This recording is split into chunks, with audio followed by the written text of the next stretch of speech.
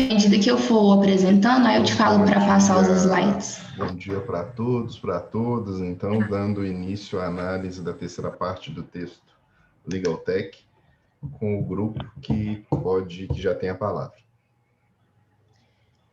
Pode passar, Mariana. Vitória.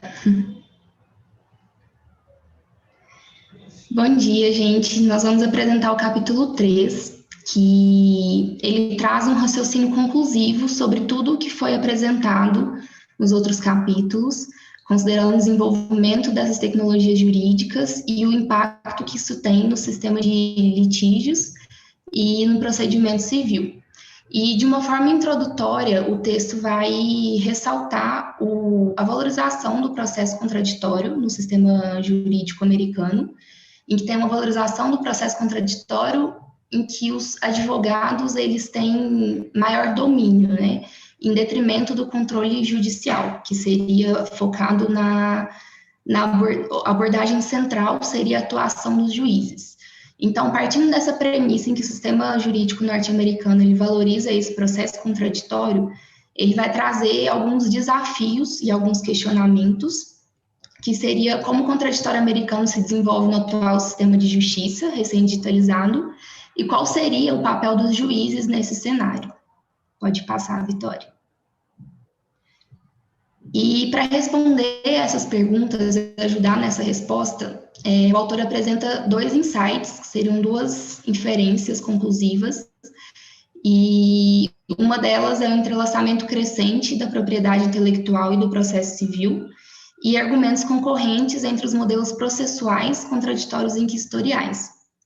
E esse entrelaçamento crescente da propriedade intelectual e processo civil é difícil de visualizar no momento, considerando que são coisas completamente diferentes, mas mais para frente a gente vai explicar como isso acontece. E é importante, considerando todas essas conclusões, que a gente não se esqueça das premissas que já foram apresentadas e das limitações que a pesquisa traz, que se refere à dificuldade de prever a trajetória do TEX, porque elas têm um avanço muito rápido e muitas vezes de imprevisível, e o foco da pesquisa também é em aplicativos high-tech. Então, é importante considerar essas limitações. Pode ir para o próximo. Sobre o primeiro insight, que seria essa aproximação da propriedade intelectual e do processo civil. Como eu falei, é difícil visualizar isso em um primeiro momento, mas considerando que o processo civil ele tem o objetivo de organizar o processo litigioso. Então, ele regula as condutas dos litigantes dentro de um julgamento formal, enquanto que a propriedade intelectual ela regula a conduta primária dos criadores, né? Então, ela regula a produção dessas tecnologias e não o seu uso. E pode descer. Ela regula, então, a produção dessas tecnologias e não o seu uso, e gratifica... Não, pode subir, é o de cima. Isso. E gratifica os criadores do seu conteúdo com direitos exclusivos sobre aquilo que foi criado. Então, são coisas bastante diferentes, mas a partir do momento que a tecnologia jurídica ela passa a ser o centro do sistema de litígio, é aí que a propriedade intelectual e o processo civil vão se aproximar. Isso acontece como? Por exemplo, com a descoberta de algoritmos e de softwares, né, que vão ser utilizados em litígios, em processos envolvendo segredos comerciais, disputa de descoberta, e nesses casos, por exemplo, o que pode ocorrer é que os litigantes eles exijam a divulgação dos resultados dessas legal techs. E aí vai entrar aqui uma discussão da violação de direitos autorais e de patentes. Pode descer. E é aí que entra o ponto de interseção entre a propriedade intelectual e o processo civil. Porque pela apresentação dos casos concretos que a gente viu no capítulo 2, a gente viu que esse conflito, essas disputas, elas estão mais relacionadas à divulgação dos resultados do uso dessas ferramentas do que às técnicas em si e a proteção dos seus criadores. Então, essa divulgação de resultados, ela vai além da abrangência da propriedade intelectual. E aqui, o processo civil, ele vai ter um papel para regular essa implementação dessas tecnologias jurídicas e o uso delas, né? Sopesando o que seriam os benefícios dessa incentivo a essas inovações e os custos dessa exclusividade, né? Exclusividade dos conteúdos produzidos. E nesse sentido, como o processo civil vai ter esse papel importante, entra principalmente a atuação dos juízes, né, em primeiro momento, para decidir esses conflitos, essas disputas relacionadas à legal tech.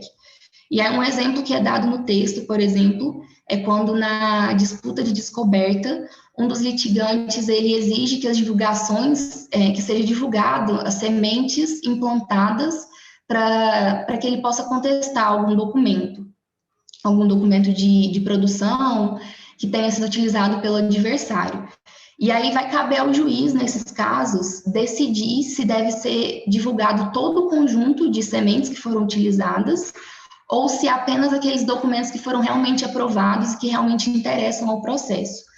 E, nesse sentido, o processo civil, ele vai poder estimular o uso dessas tecnologias ou desestimular, dependendo da forma como ela é implantada e da forma como os juízes decidem esses conflitos.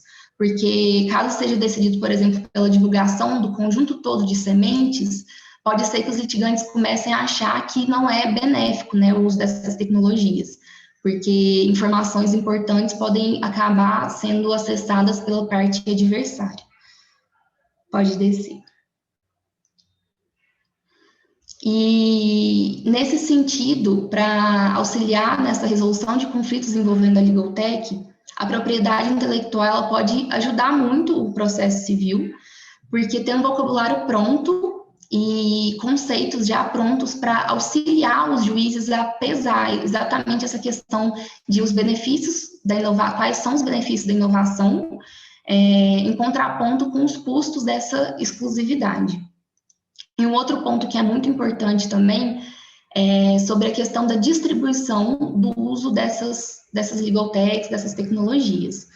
Porque nos casos concretos a gente sabe que não vão ser todos os litigantes que vão ter acesso igual a essas tecnologias básicas, e a propriedade intelectual ela pode auxiliar a imaginar intervenções concentradas na inovação e políticas que auxiliem a manutenção do mercado de legal tech. Então, um exemplo, por exemplo, que é dado é a criação de plataformas de tecnologias legais de código aberto pelo próprio governo, que seriam de acesso a todos. Isso seria extremamente benéfico, porque ia garantir que todos os litigantes tivessem acesso, pelo menos ao básico dessa tecnologia. Então, seria um ponto que a propriedade intelectual poderia auxiliar bastante o processo civil.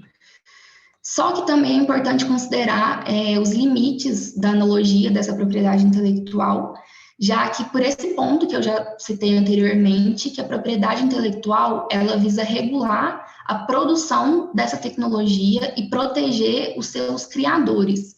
E quando a gente fala sobre as legal techs dentro do direito, a gente está falando sobre o uso, né, a proteção, a exclusividade do uso.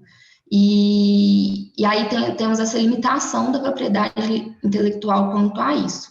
E também a limitação do subincentivo à produção de benefícios sociais. Então, a conclusão que se chega é que, na verdade, seria um papel dos juízes mesmo, pelo menos nesse primeiro momento, de fazer de pesar mesmo os benefícios do incentivo a essa inovação e os custos que ela traz, e também conseguir não auxiliar, mas conseguir complementar coisas que já são normas e valores do próprio processo civil, junto com os benefícios de incentivar essa inovação, de forma que eles não fiquem contraditórios, mas se complementem. Então... Essa consideração, essa análise dos autores, ela tem alguns problemas que a gente precisa pontuar. Essa crença que o jurista ele vai conseguir fazer uma análise do uso dessas legal techs, etc., isso é um tanto quanto problemático, e, felizmente, para nós, no Brasil, a gente tem pelo menos uma iniciativa normativa, até que ponto que ela vai ser implementada é um segundo problema, mas nós temos uma recente e já mencionada em aulas anteriores resolução do CNJ, que é a resolução 332, que em alguma medida ela busca exatamente estabelecer alguns parâmetros para o uso dessas ferramentas jurídicas no âmbito do judiciário em especial. E aqui pontue-se que o sistema brasileiro, ele está, ao invés do sistema americano, que comumente se vale de legal techs de empresas privadas e as absorve dentro da estrutura do sistema americano, no Brasil, a opção, inclusive da resolução 332, é para que se promova, na verdade, absorções e criação de modelos de tecnologia in-house, ou seja, há uma predominância de utilização de tecnologia a ser dimensionada dentro do próprio judiciário, seguindo, inclusive, os próprios parâmetros da resolução 332, que vão exatamente buscar o quê? Algo que o texto, em alguma medida, não está trabalhando, mas que é importante, que na comunidade, especialmente de análise de emprego de IA, é muito sério, que eles chamam de FAT, que é Fairness, Accountability, Transparency. Na verdade, existem outros princípios, como a questão em torno do impacto social e etc, etc. Mas, na verdade, pelo menos esse tripé de se perseguir no emprego de tecnologia, fairness, accountability, transparência algorítmica é basilar para que você consiga estruturar um modelo algoritmo adequado. E por quê? Porque essa versão, em alguma medida romântica dos autores, de que o juiz ele vai conseguir fazer uma análise para saber se a tecnologia está sendo ou não bem empregada, é algo muito complicado quando você caminha, por exemplo, especialmente para a inteligência artificial, porque você pode estar trabalhando com modelos black box ou caixa preta, como a gente já teve a oportunidade de discutir, no qual você só vai saber se a tecnologia está apresentando um resultado com uma acurácia, ou seja, com uma precisão de legitimidade, correção adequada, depois que a tecnologia já foi implementada em larga escala. Ou seja, você não consegue verificar isso ou fazer como a própria resolução, e esse talvez seja dos poucos pecadilhos da resolução 332, que eu acho que no artigo 7º, ela fala da necessidade de uma prévia homologação pelo Conselho Nacional de Justiça dos modelos de IA a serem empregados dentro do próprio judiciário. Então, essa crença deles que o juiz vai conseguir fazer esse tipo de análise é algo absolutamente romântico, especialmente se eu estou falando de inteligência artificial. Em termos de uso de outras tecnologias de automação, e que tem uma utilização meramente instrumental, pode até ser que nós, com nossa ignorância de tecnologia, consigamos fazer esse tipo de filtro.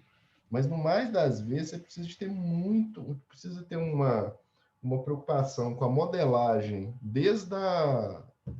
digamos, do nascimento, e por isso talvez essa opção brasileira e do próprio CNJ, do projeto Sinapses, de tentar se preocupar em construção de soluções in-house, ou seja, dentro do próprio judiciário, talvez seja uma opção melhor e menos perigosa do que a própria tendência que comumente é utilizada, por exemplo, no direito americano.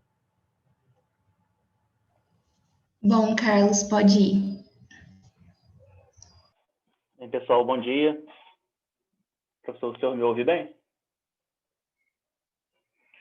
Então, continuando com a apresentação, o foco central dessa parte do trabalho é basicamente discutir como se dará a distribuição de informações dentro do sistema processual e de que maneira os diferentes modelos processuais, modelo adversarial e modelo inquisitorial, irão recepcionar isso, irão repercutir essas questões. Esse subtítulo aqui, quando fala da vantagem, desvantagem alemã, esse prefixo aqui entre parênteses, a gente tem que entender a que ele se refere. Quando se fala em vantagem alemã, na verdade, está querendo se referir a uma possível vantagem do modelo inquisitorial frente ao modelo adversarial, que a Alemanha é tida como, dentro da Europa continental, há outros países, há outros exemplos, mas eles pensaram aqui a Alemanha como exemplo de modelo inquisitorial em contraponto ao modelo adversarial típico do common law, especificamente do norte-americano.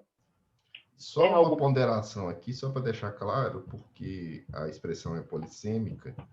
quando você está falando de modelo adversarial ou modelo que eles estão chamando de inquisitorial, eles estão falando muito mais em torno da questão da gestão do processo ser feita pelas partes ou pelos advogados, ou a gestão ser feita pelo juiz. Porque se vocês pegarem essa expressão no direito brasileiro e tentarem aplicá-la dentro do modo como a doutrina pátria normalmente usa a expressão, vocês vão se confundir por completo, porque eles não estão falando de um modelo inquisitorial no sentido puro do termo, de um juiz que controla completamente, porque o juiz alemão, apesar de ter essa gestão do processo, ele ser o diretor técnico, material e processual do processo desde a reforma da ZPO de 33, porque o Código de Processo Civil deles é de 1877, e teve algumas macro-reformas em 24, 33, 76 e 2001. Mas ele é um modelo de gestão do juiz e não das partes, como no direito americano, apesar do no direito americano, a partir da década de 90, tem aumentado muito os poderes dos juízes, eles chamam de case management, que é os poderes gerenciais do juiz, mas ainda há uma predominância das partes no que diz respeito, por exemplo, à gestão da prova. Então, não se confundam quando eles usam essa expressão inquisitório ou adversarial no sentido próprio. Do mesmo modo, a tradução de adversarial como contraditório também ela é discutível, porque, no final das contas, o que eles estão fazendo alusão é a questão de uma maior estruturação do processo sob a ótica dos advogados, em termos de gestão ali da prova e de gestão da estrutura procedimental, ou de gestão feita pelo juiz. Então, só para tomar cuidado com essas expressões, não é o modo como vocês traduziram essas expressões, mas continuemos. Certo. Como o professor bem explicou, no texto essa questão é mais trabalhada sob o ponto de vista da gestão processual. O modelo alemão, tido aqui como inquisitorial, teria maior proeminência do juiz na gestão processual, e o modelo adversarial, de que é exemplo o modelo norte-americano, haveria uma maior proeminência, uma maior participação das partes dos advogados. Agora, como se daria a distribuição de informações dentro desses sistemas? Você pode passar, por gentileza, Vitório, o slide? Porque, na verdade, o que é tido como uma vantagem alemã, esse julgamento centralizado, essa abordagem inquisitorial, com o juiz tendo maiores poderes na gestão do processo, na iniciativa probatória, seria centrado numa premissa de que a assimetria existente, a assimetria informacional que eu me refiro, existente entre juiz e partes, não seria tão relevante ou não seria tão significativa quanto a assimetria informacional existente entre litigante e litigante. E o juiz, no modelo alemão, ele poderia, de certa forma, compensar esse déficit informacional. Então, se a gente vê aqui, como está explicado no slide, essa abordagem inquisitorial, que é tida como a chamada vantagem alemã, ele parte da premissa de que as assimetrias entre os litigantes são significativas e que o controle judicial dessas assimetrias poderia gerar uma espécie de proteção para aquela parte que está menos informada, que tem menos acesso à informação, e isso seria uma espécie de compensar eventuais excessos do modelo adversarial. No sistema americano, que é o exemplo típico aqui do modelo adversarial, eles abordam a questão de uma maneira diversa.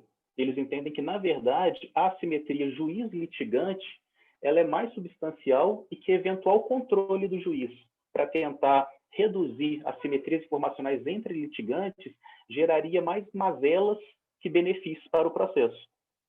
Então, nesse sentido, a gente poderia dizer que, na verdade, essa questão de vantagem ou desvantagem alemã é colocada em xeque porque depende do enfoque que é dado a essa importância da assimetria entre juízes e partes, assimetria informacional.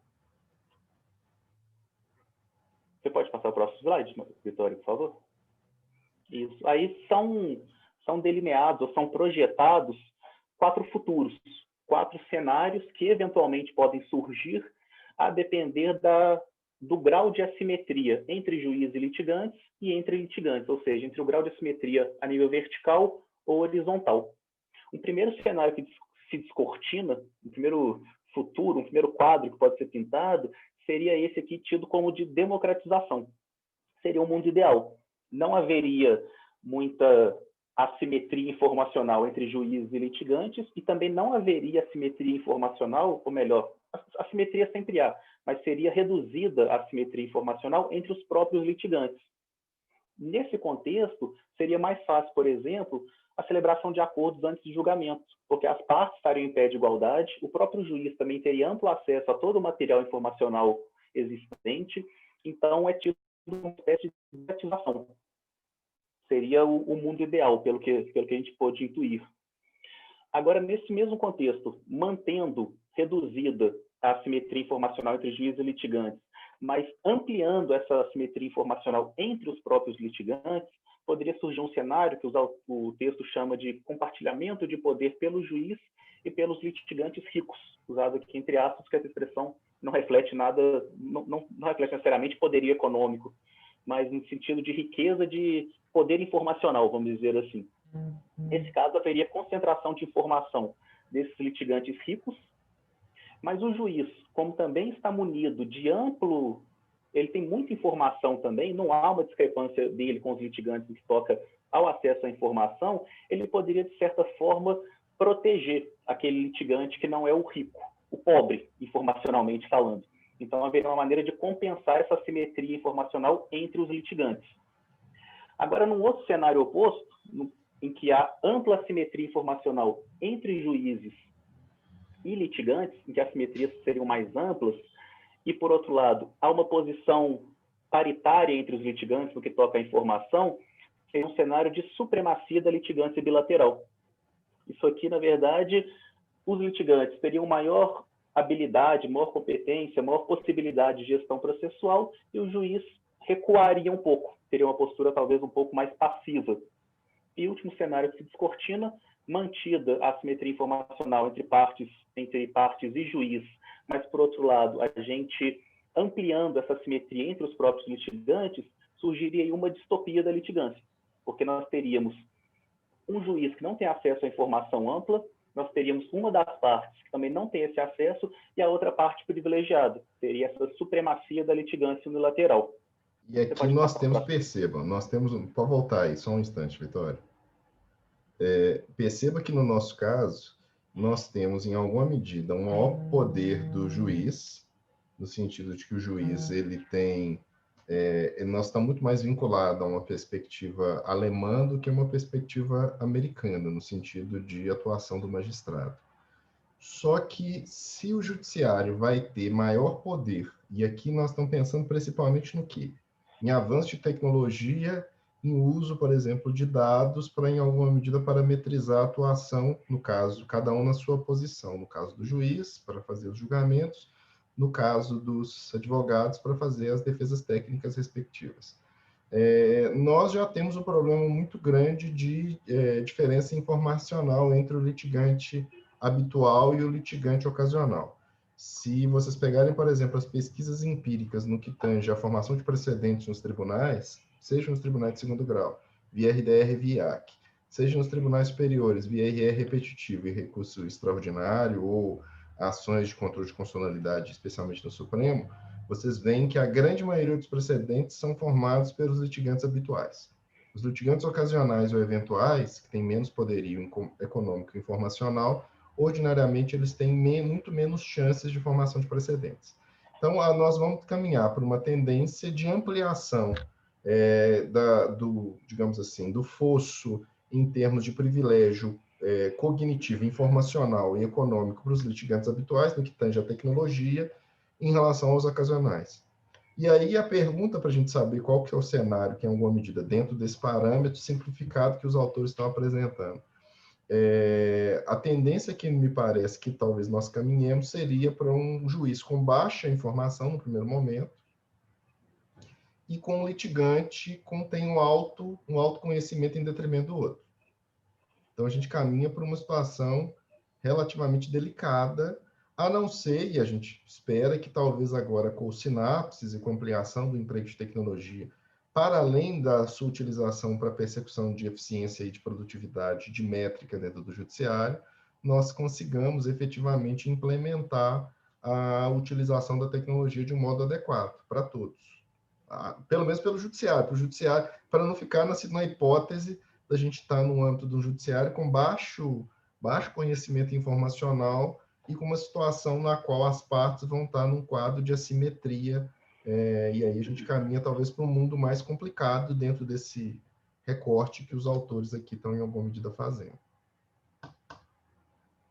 Bem, prosseguindo, o próximo slide, a gente optou apenas por explicitar alguns detalhes de cada uma desses quatro futuros possíveis. O primeiro deles seria o mundo ideal, em que não haveria tanta assimetria nem em relação aos litigantes e nem na relação entre juiz e litigantes.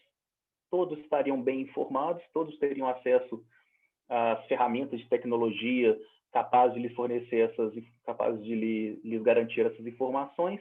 Então, não haveria tanta necessidade de preocupações no tocante à distribuição de informações no sistema. O juiz não deveria se preocupar em suprir eventuais déficits informacionais de um litigante em relação ao outro, porque isso não existiria. Esse seria o mundo ideal dessa democratização. Então, há críticas pontuais a esse sistema, eu achei até pouco relevantes, mas nós citamos aqui porque são abordados no texto.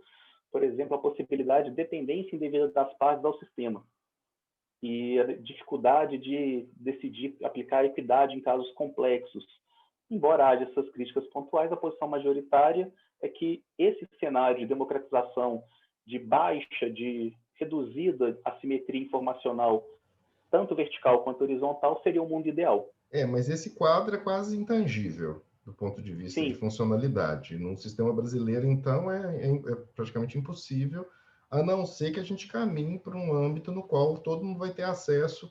Como é alguma medida possível, por exemplo, na justiça trabalhista, tem uma empresa que chama Data Lawyer, que ela vem oferecendo um serviço que em outros países é muito comum, que é esse exatamente você saber, no próprio ambiente da Lautec, você conseguir saber como cada juiz julga, qual que é... Eles têm uma análise jurimétrica e volumétrica das decisões dos juízes, eles conseguem saber quais advogados fazem mais acordo, quais fazem menos acordos, eles conseguem fazer até um score, em alguma medida, dos escritórios no âmbito trabalhista, mas no juízo civil nós não temos ainda nenhuma empresa que faça isso. Mas perceba, o data lawyer também, a pessoa precisa saber que ele existe na Justiça do Trabalho para, como advogado trabalhista, usar suas funcionalidades, o que ainda é muito limitado.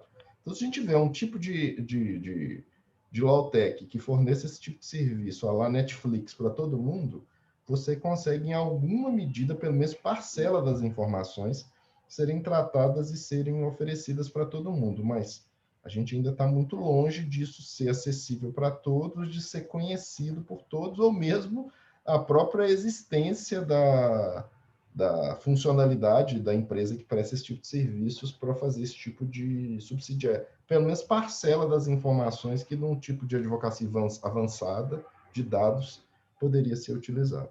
Mas continue.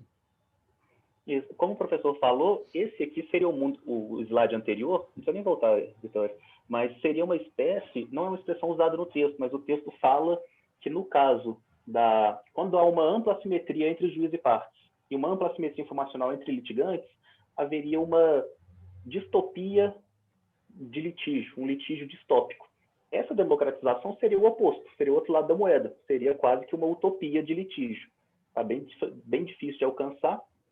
E a outra face da moeda, esse litígio distópico, seria a prevalência da litigância bilateral. O Matheus vai abordar mais para frente. Eu vou falar só agora dessa, que seria a supremacia da litigância bilateral, já expus rapidamente antes.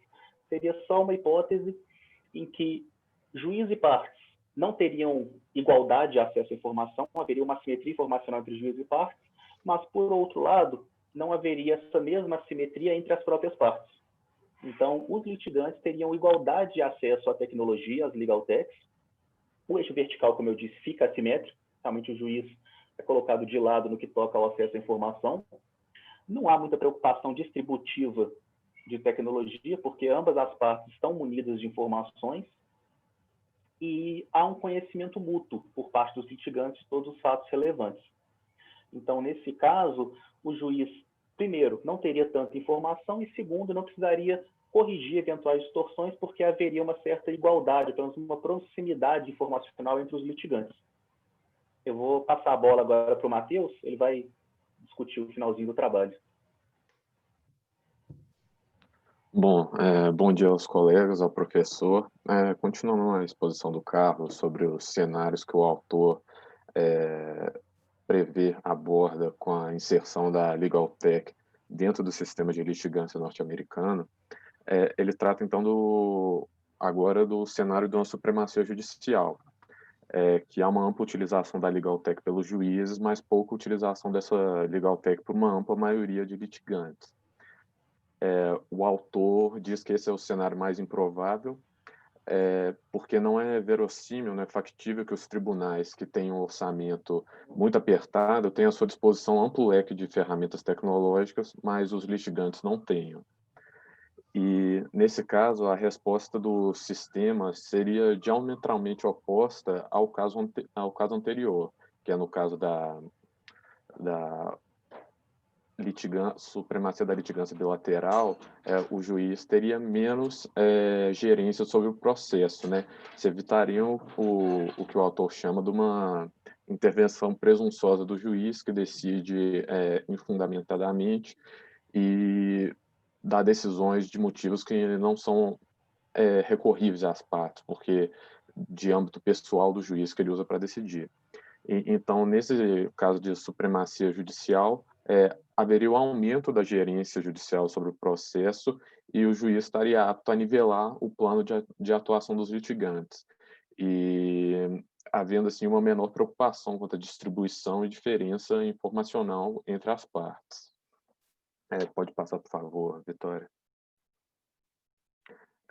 O último caso o último futuro que o autor aborda é justamente essa distopia processual, em que há uma ampla assimetria em relação ao juiz e ao litigante e entre os litigantes, ou seja, tem um monopólio do uso da Legal Tech, de todas as informações que ele propicia, para um pequeno grupo abastado de litigantes.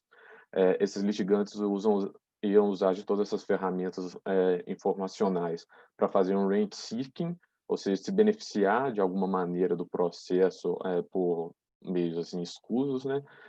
No caso do sistema norte-americano, eles poderiam escolher as varas que mais os privilegiassem, dificultariam o processo de obtenção de provas que fossem danosas às partes que eles estivessem representando e utilizariam argumentos que ganhariam causas, baseados em preferências latentes dos juízes, que eles já teriam esse tipo de informação. E nessa distopia, os litigantes ricos, eles sistematicamente ganhariam dos litigantes que não teriam acesso à Legal Tech, tanto no que diz na questão dos julgamentos, tanto no que diz respeito a acordos, firmar acordos. E aqui o autor pugna que a resposta processual encontraria o seu ponto mais forte, necessitando de se instaurar uma obrigatoriedade procedimental de compartilhamento de informações. Mas também o autor entende que, nesse contexto, estaria mais forte o incentivo à inovação, e os litigantes mais ricos sempre estariam tentando desenvolver novas tecnologias de propriedade própria, cada vez mais sofisticadas, para obter vantagens dentro do processo. E o autor fala que claramente isso viria com um trade-off da desigualdade social entre os litigantes, que seria acentuada. E assim ele defende que o equilíbrio nesse cenário viria da tomada de decisões políticas que somente reprimissem essa inovação que está sendo incentivada aos litigantes mais fortes, se a percepção de custo da desigualdade social superasse os benefícios provenientes de uma melhoria da eficiência e precisão da Legal Tech. Ou seja, caberia ao legislador, aos tomadores de decisões políticas, ver em que ponto que a inovação desse desenvolvimento de Legal Tech estaria sendo mais danoso à sociedade por aumentar a desigualdade dentro do processo do que está sendo benéfico para a sociedade. Matheus, perceba que, em alguma medida, não passa não, Vitória, em alguma medida, esse é o estágio que nos encontramos. Ou seja, nós temos um avanço, se vocês pegarem, por exemplo, o banco de Lawtechs da B2L, que é a Associação Brasileira de Lawtechs e Legaltechs,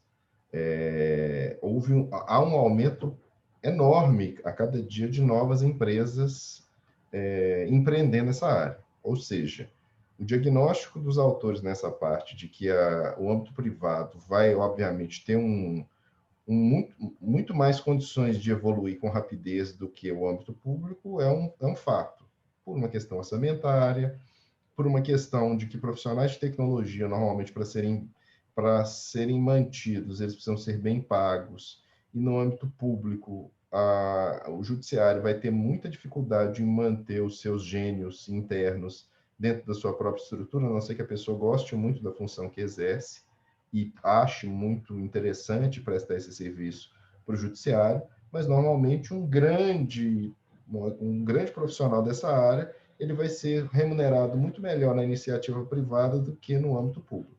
Então, dificilmente ele vai se manter se ele começar a criar uma solução muito sofisticada para o judiciário. Se ele tiver aporte para fazer opções e soluções muito sofisticadas no campo do direito, ele vai acabar sendo absorvido pela iniciativa privada. Então, o diagnóstico deles em termos orçamentários, que ele está falando do sistema americano, mas se aplica com tranquilidade para o nosso ambiente também. Isso é uma discussão cujas respostas são, em alguma medida, idênticas em qualquer sistema jurídico. Sem falar que nós temos um déficit orçamentário muito grande, e agora o judiciário brasileiro, por uma felicidade, por uma inteligência, felizmente, no CNJ, eles estão tentando consolidar os projetos todos, como já falei algumas vezes, dentro desse guarda-chuva do projeto Sinapses, de modo a gastar orçamento com uma única solução que possa ser utilizada em qualquer tribunal do país.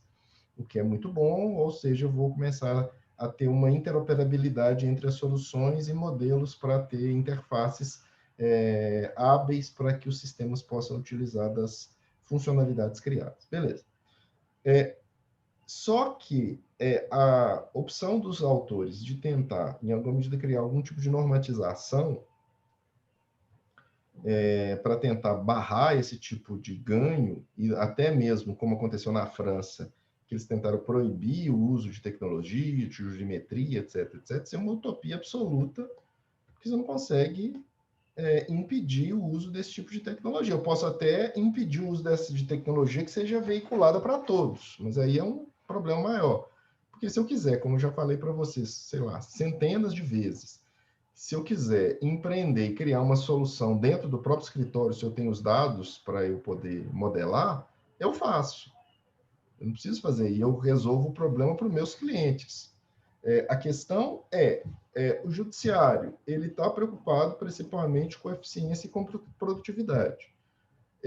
E talvez uma preocupação que o judiciário brasileiro precise ter, é exatamente começar a verificar que ele pode ser capturado por grandes players se ele não souber ou não tiver um conhecimento muito adequado dos dados dele próprio, por exemplo, de como ele decide.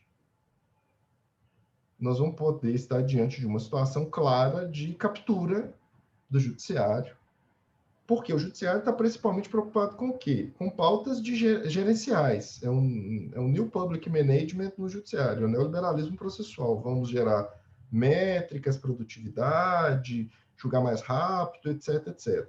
Só que se ele não tiver uma preocupação interna de como que ele vem fazendo o seu serviço tão importante, e perceba, eu até usei uma expressão que eu particularmente não gosto, porque existe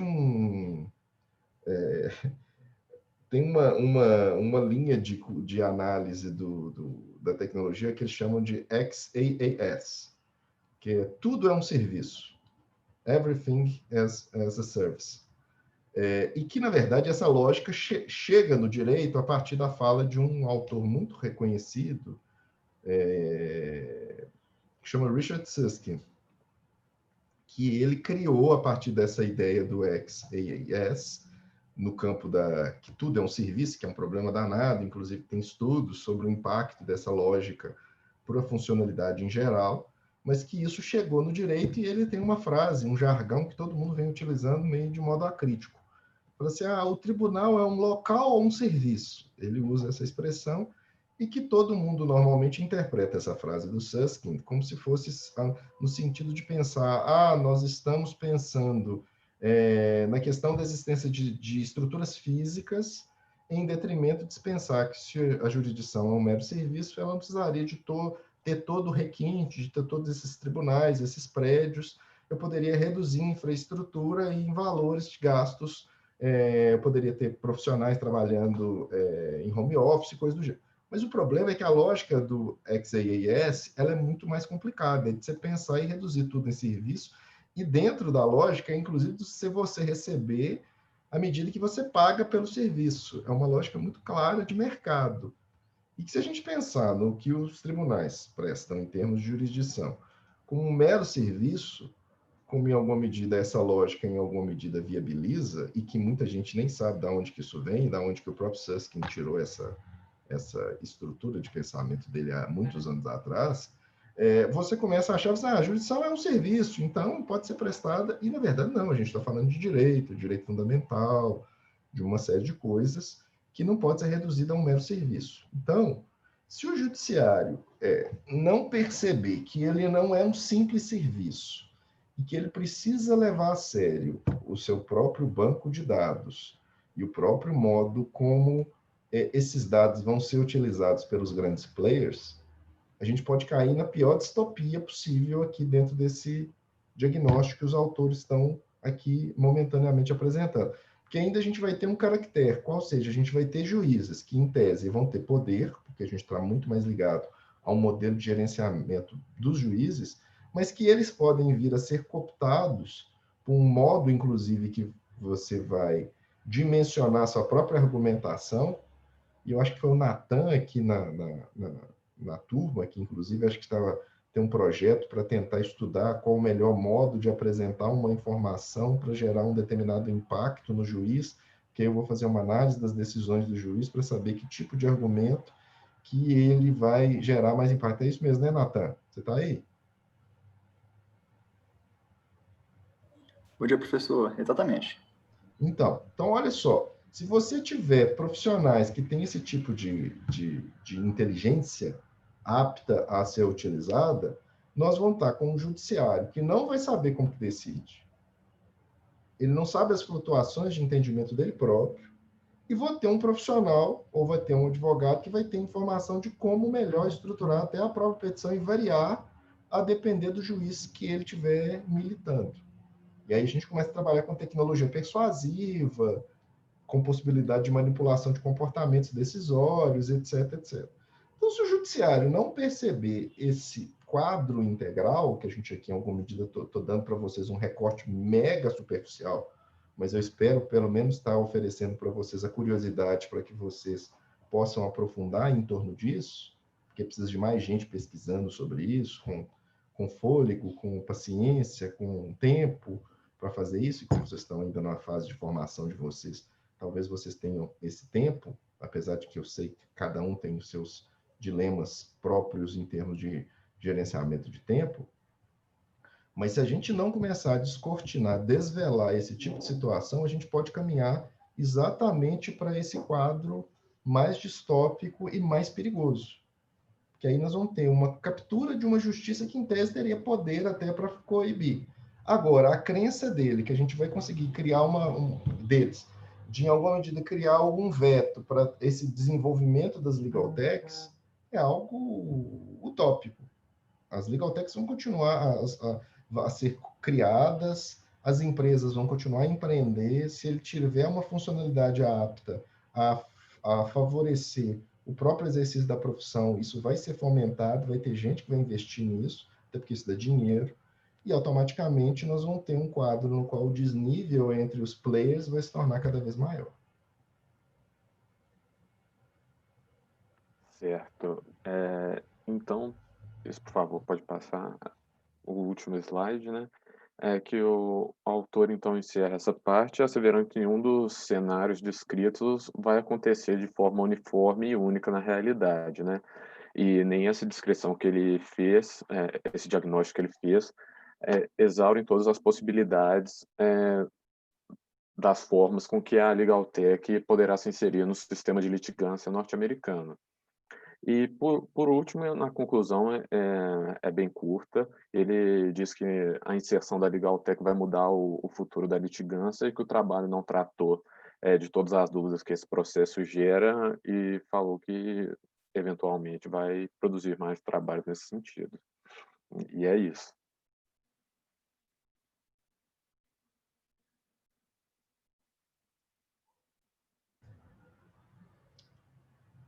Alguém tem alguma consideração?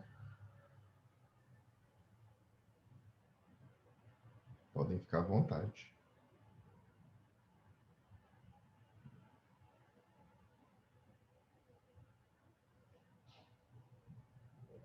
Então percebam, pessoal, só para a gente finalizar, esse quadro que a gente tem alguns aspectos para ser, em alguma medida, otimistas. O primeiro deles é que no judiciário nós vivemos uma época propensa a se pensar digamos assim, a se investir em tecnologia. Isso é um aspecto muito importante na medida em que o judiciário ele tem a possibilidade de caminhar para um judiciário que saiba com clareza como ele funciona e se valer de todas as funcionalidades de automação e etc, etc. Isso é um dado muito positivo. A gente tem agora o CNJ capitaneando isso, os tribunais superiores investindo de modo muito efetivo, todo dia cria um laboratório novo num tribunal, então isso de inovação, ou seja, isso é muito bom. Então, esse é o dado de otimismo. O grande problema é que a grande maioria dos esforços são mais no sentido de operacionalizar e criar maioria e aumento de métricas, em termos de tentar dar vazão à crise que o judiciário vivencia internamente, do que propriamente de ter uma gestão mais sofisticada, inclusive de conhecimento do próprio modo como o tribunal ou os tribunais funcionam.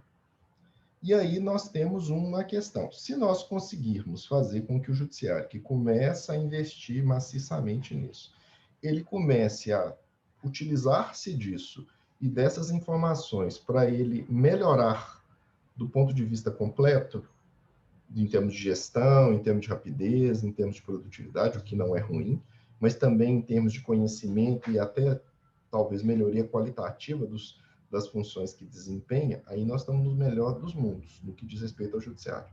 No que diz respeito à advocacia, nós estamos diante de um momento também de ruptura, porque em alguma medida aqueles que conseguirem, especialmente para determinados tipos de litigância, ter acesso a esse tipo de informação, ele vai se destacar em detrimento dos demais.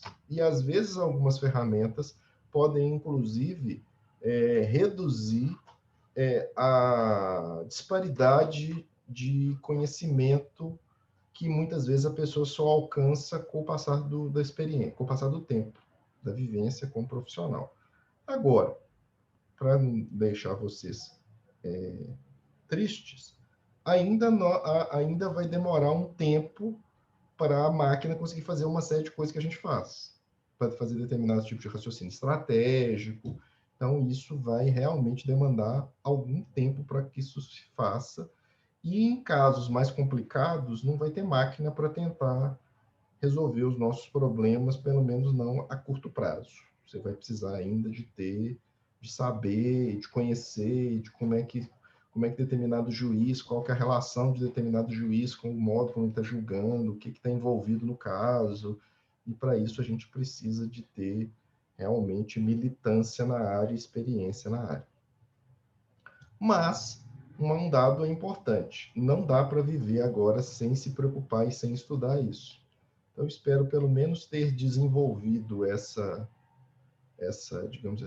curiosidade em vocês, para que vocês possam, a partir de agora, talvez pesquisar sobre o tema, sofisticar esse tipo de tema, até para que vocês não se formem jurássicos, apesar de estarem terminando o curso numa instituição boa, como é a UFMG, que dá pelo menos ambiente para você ter acesso a um bando de informações que em outros lugares vocês não teriam, e que vocês, em alguma medida, consigam lidar com isso, com essas novas oportunidades da melhor forma possível. Queria agradecer a todos vocês. Tem alguma questão, alguma dúvida, algum comentário? Então, excelente. Então, só agradeço a todos e até breve. Tchau, tchau.